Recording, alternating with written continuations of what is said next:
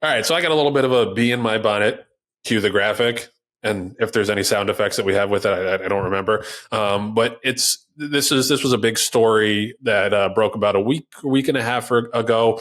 It's there's a little bit of beef going on between First Racing and the CHRB. I think mostly brought about by First Racing. So First Racing, as you know, decided to close Golden Gate Fields last year. They ended up giving them a little bit of a reprieve, but they're still closing after this June. And that's a huge deal because Northern California horsemen, it's not that easy to relocate to Southern California. It's like 8-9 hours away. And also, a lot of the horses up there can't necessarily compete in the races that they have at Santa Anita. So the CARF, the California Fair Circuit, and the CHRB were working together to have about, I think it was 10 weeks or so, fair circuit upstate for like Pleasanton and those tracks up there where, those horses will still have a place to run. Well, Craig Fravel and First Racing said, no, no, no, no. Not only are we going to close down the only track that's up there, we're going to basically try to forbid you from racing at all in Northern California. We're going to make that a complete barren wasteland in terms of racing.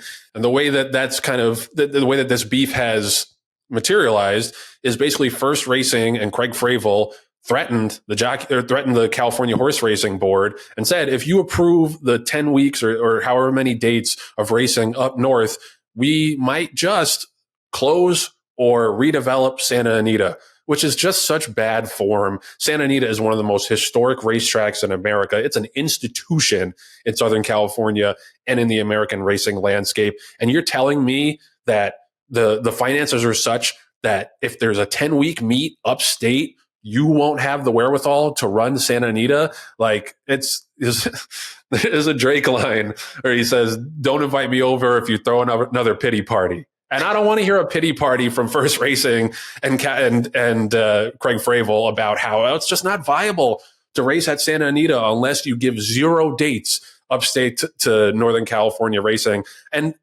correct me if I'm wrong, John, wasn't there just this big announcement about the California Cup and putting all this new purse money into these big races at Santa Anita and trying to create these big days? So if you're crying poverty while investing millions in that bullshit, that's essentially seems to me, from an outsider's perspective, like a vanity project for Belinda because she likes her big days, but doesn't seem to like the day-to-day racing at the tracks that they run. And you're bleeding horsemen already who don't want to run against 3 Baffert horses in every maiden race. But yeah, like sure, a 10-week meet up at a fair upstate is what's going to bankrupt Santa Anita and make it unviable. Like I don't know, man. To come out with this a week or two after that grand announcement, it's so hollow and it's just so obvious. And I know they're bluffing, like they're not going to close Santa Anita, at least not immediately. But it reeks of, we're the new sheriff in town. Whatever we say goes, and we might close Santa Anita. We might pull up stakes and just leave California racing to the annals, to the dustbin of history if you don't give us our way on every single thing. You got a lot of work to do with the Northern California horsemen. I think from a PR standpoint, if that's your first basically salvo, like this is a big problem, and I just hate the way that it was approached. I know that they're bluffing and they're not going to close Santa Anita in the near future, at least. But it's such nonsense when you're throwing all this money at these big races that the big wigs are going to win in California, and then you tell me that there has to be 0 racing upstate in California. Otherwise, you might just leave no racing in California. Period. Like, I'm sorry. Like that is like the pressure campaign, like that stuff needs to go. Like, you need to work with the people who you are displacing and not say you come here or otherwise there's going to be no racing in the entire state. Like, that is just so obnoxious. And it really, I don't think they realize like the wide ranging effects of everybody who's interested in California racing to read that and to listen to that and think, why would I ever have any faith in the future of the sport in my state or in my region if these are the people who are running it and they're just willing to pick up stakes and leave Santa Anita and close it or redevelop it when they don't get their way in every single little instance? John, it rubbed me the wrong way, and I I just, I don't know. I'm honestly out of words, which is not usually a problem for me, Right. but this was just so nasty and so unnecessary, and really just shows how little interest in general First Racing has in running a racing product. Joe, I hear and feel your pain as far as whether or not this was packaged correctly and promoted correctly by First and Stronach. But unfortunately, I've gotten either used to it or just jaded over the years to being like, yeah, that's kind of the way that that Stronach runs their business. Is that the right hand doesn't know what the left hand is doing, and everyone has a title, but nobody's in charge, and it's just not.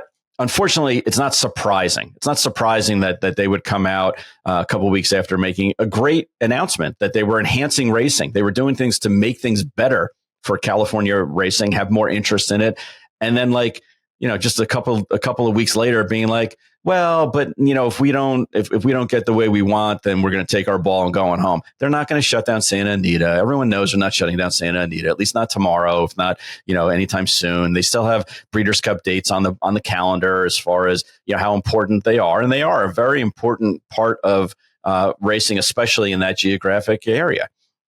But people almost roll their eyes. It's like the petulant child, where they jump up and down and scream and say, "I'm never going to do this. I don't love you." And then they calm down and realize that everything's still moving forward the way it is. That is exactly a perfect example of the way that that business is being run. And Joe, again, I don't want to give away, I can't give away company secrets or anything like that. But I can tell you from being on the Florida Horsemen's board and dealing with management at Gulfstream, it's like depending on which way the wind blows, depends on what answer you get. And they'll you can get the answer you want, and then 2 days later, when everything is ready to be signed, all of a sudden somebody else different looks at it and goes, well, wait a second, I need to add my input into this. I never agreed to this. And it's like a big nonsense game. So people who work there can say whatever they want. At the end of the day, it's going to come down to what Belinda's mood is that moment. And like you said before, she wants to have the big splashy days, and God bless her. It's her business, so she can do that if she wants. But then you can't come back after spending 7 figures on a DJ, come back and say, well, we can't afford to do this for the horsemen because we had to pay for extra security and for extra testing and extra entertainment in order to make it a splashy day. I was once told, and again, I'm not a big ticket, high profile kind of, wear $5,000 suit person, to be in front of the camera.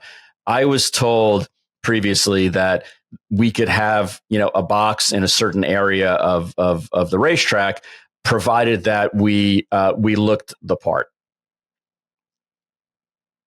So, and I don't think it meant like that I had to, I had to be like clean shaven and have a haircut like they do with the New York Yankees. It was like, oh, okay, I have to have beautiful people with me, and we all have to be wearing $5,000 designer outfits, and and be camera ready.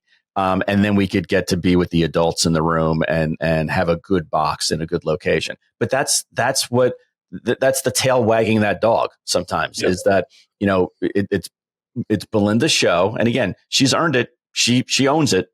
So, she should be able to make the rules, but they have a bunch of, like I said, they have a bunch of Indians and no chiefs, or they have too many chiefs and nobody that wants to make a decision.